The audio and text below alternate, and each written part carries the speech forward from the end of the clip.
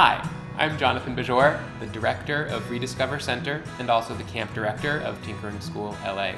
Tinkering School LA is a one-week camp. Over the course of that week, campers get an introduction to the safe and proper use of power tools, a number of design challenges and activities that reinforce those tools' use and start to explore how those tools can be used to express a tinkerer's individual creativity. We start to learn tinkerers' interests and with the facilitators work on a big build theme and project, something so big that no camper could make it by him or herself.